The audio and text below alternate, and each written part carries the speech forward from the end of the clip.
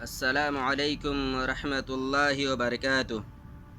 الحمد للہ رب العالمین والصلاة والسلام علی رسولہ الکریم اما بعد فاعوذ باللہ من الشیطان الرجیم بسم اللہ الرحمن الرحیم رب اشرح لی صدری ویسر لی امری واحلل عقدۃ من لسانی یفقہوا قولی۔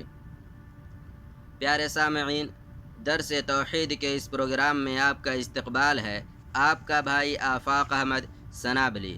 پیارے سامعین، ہماری گفتگو چل رہی ہے مسلمانوں کے باہمی حقوق سے متعلق، وہ حقوق جن حقوق کا تذکرہ ابو ہریرہ رضی اللہ تعالی عنہ کی حدیث کے اندر موجود ہے۔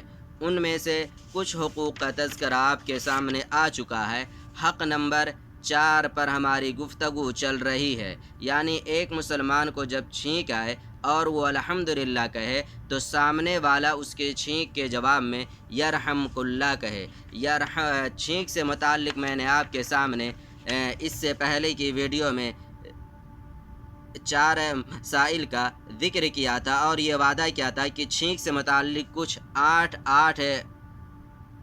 مسائل کا ذکر آپ کے سامنے کروں گا۔ ان میں سے 4 مسائل کا ذکر آپ کے سامنے آ چکا ہے، باقی ہمارے پاس بچتے ہیں صرف 4 مسائل۔ ان کا ذکر انشاءاللہ میں آپ کے سامنے آج کرنے کی کوشش کروں گا۔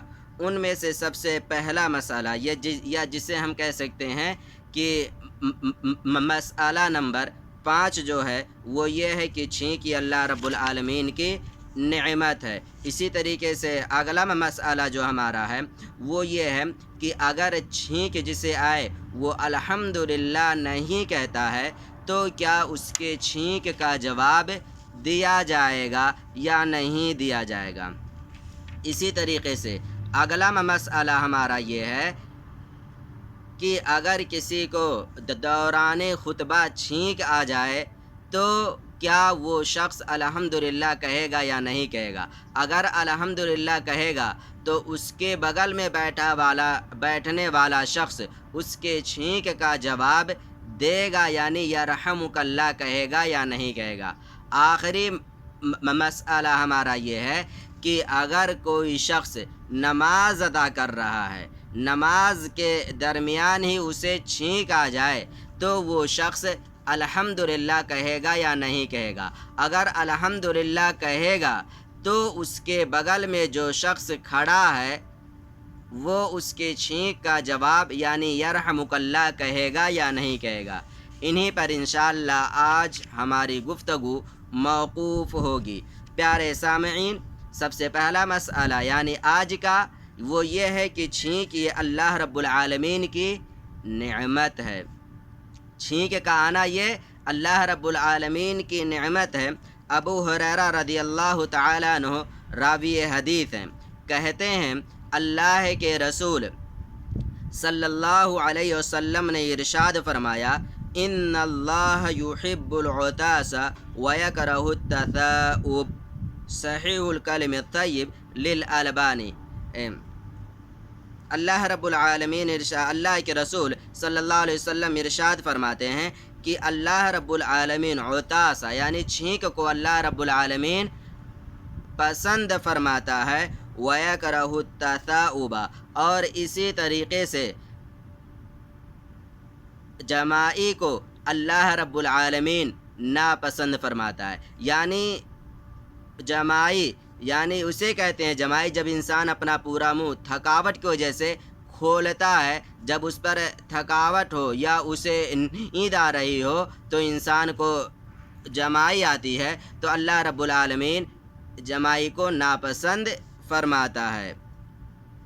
پیارے سامعین، میں یہ بتانا چاہتا ہوں کہ جب انسان کو جماعی آتی ہے تو اس کی 2 شکلیں ہوتی ہیں۔ نمبر 1 یہ کہ انسان کو جماعی تھکاوٹ کی بنیاد پر آئے، تو انسان نے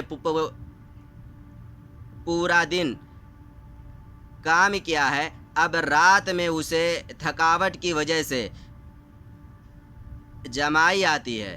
ایک تو یہ جماعی ہے، اور ایک جماعی وہ ہوتی ہے جب شیطان کا انسان پر بسیرا ہو جاتا ہے اور وہ شیطان انسان پر حاوی رہتا ہے تو اس کی وجہ سے بھی انسان کو جمائی آتی ہے، یعنی کہ ایک جمائی انسان کو تھکاوٹ کی وجہ سے آتی ہے اور ایک جمائی انسان کو شیطان کی وجہ سے آتی ہے۔ تو حدیث کے اندر جس چیز کی بات کہی گئی ہے کہ اللہ رب العالمین اللہ رب العالمین جمائی کو ناپسند کرتا ہے، تو حدیث کے اندر اس جمائی سے مراد وہ جمائی ہے جو انسان کو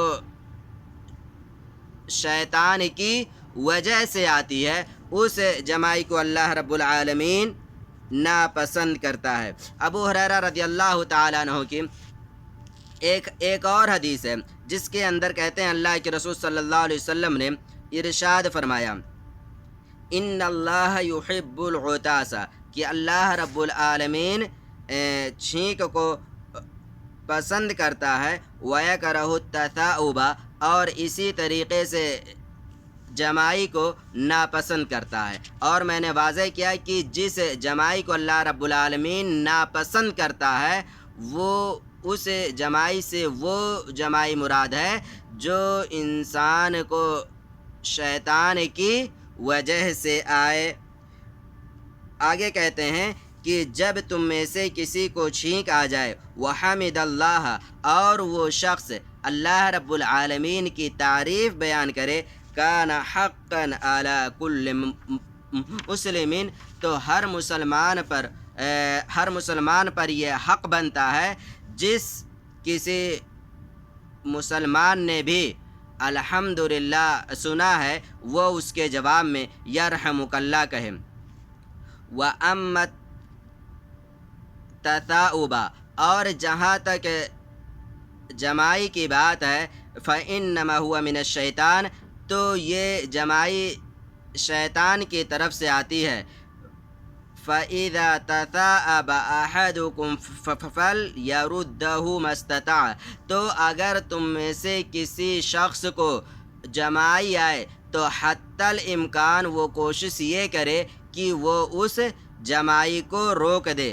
فَإِنَّ أَحَدَكُمْ إِذَا تَثَاءَبَ ضَحِكَ مِنْهُ الشَّيْطَانُ، رواہ البخاری، کیونکہ جب تم میں سے کسی کو جمائی آتی ہے تو ایسی صورت میں جو ابلیس اور اس کے حواریین یعنی شیاطین وغیرہ ہیں وہ اس جمائی کی وجہ سے ہنستے ہیں۔ تو اس وجہ سے اگر انسان کو تھکاوٹ کی وجہ سے آ رہی ہے تو کوئی مسئلہ نہیں ہے، لیکن یوں ہی اگر انسان کو جمائی آ رہی ہے تو اسے روکنے کی کوشش کرنا چاہیے۔ اور ایک حدیث کے اندر یہاں تک آتا ہے کہ اگر کسی کو تم میں سے آئے جمائی تو وہ اپنے منہ پر اپنا ہاتھ رکھ لے، کیونکہ اگر وہ ہاتھ نہیں رکھے گا تو ایسی صورت میں شیطان اس کے منہ میں داخل ہو جائے گا۔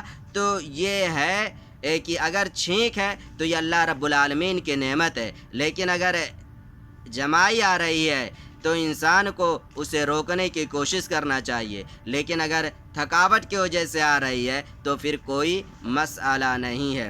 پیارے سامعین، اگلی گفتگو ہماری یہ ہے کہ اگر جسے چھینک آئے اور وہ الحمدللہ نہیں کہتا ہے تو کیا اس کے چھینک کا جواب دیا جائے گا یا نہیں دیا جائے گا؟ ابو موسیٰ اشعری رضی اللہ تعالیٰ عنہ کہتے ہیں کہ میں نے رسول اللہ صلی اللہ علیہ وسلم کو یہ ارشاد فرماتے ہوئے سنا ہے، اذا عطس احدكم فحمد الله فشمتوه فإن لم يحمد الله فلا تشمتوه، رواہ مسلم۔ کہتے ہیں کہ اللہ کے رسول صلی اللہ علیہ وسلم کو میں نے یہ ارشاد فرماتے ہوئے سنا، جب تم میں سے کسی کو چھینک آ جائے اور وہ الحمدللہ کہے تو اس کے چھینک کا جواب دو، لیکن اگر کسی کو چھینک آ جائے اور وہ الحمدللہ نہیں کہتا ہے تو اس کے چھینک کا جواب مت دو، کیونکہ اس نے الحمدللہ کہا ہی نہیں، پھر کیسے اس کے چھینک کا جواب دیا جائے گا۔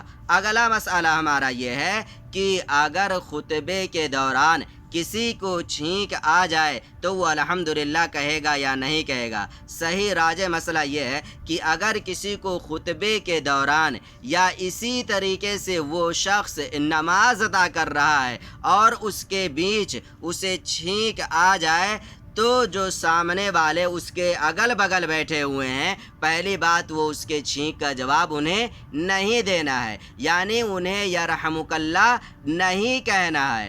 ہاں، جس شخص کو چھینک آئی ہے اور وہ شخص نماز ادا کر رہا ہے یا اسی طریقے سے خطبہ جمعہ میں بیٹھا ہوا ہے تو وہ دھیرے سے اتنے آہستہ سے کہے تو وہ دھیرے سے آہستہ آواز میں الحمدللہ کہے گا، اور اتنا آہستہ آواز میں کہے گا کہ جو اس کے ارد گرد بیٹھے ہوئے ہیں انہیں الحمدللہ کی آواز نہ سنائی دے۔ یعنی چھینک آئی ہے وہ الحمدللہ کہے گا لیکن آہستہ سے کہے گا، اتنا آہستہ کہ وہ الحمدللہ صرف اسی تک محدود رہے، صرف خود ہی الحمدللہ کو سن سکے، ارد گرد والے الحمدللہ کی آواز نہ سن سکے۔ تو یہ چھینک سے متعلق کچھ مسائل تھے جو میں نے آپ کے سامنے ذکر کیے۔ اللہ رب العالمین سے دعا ہے کہ وہ ہمیں اور پیارے رسول صلی اللہ علیہ وسلم کو اپنے ہر معاملات میں اسوہ اور آئیڈیل ماننے کی توفیق دے،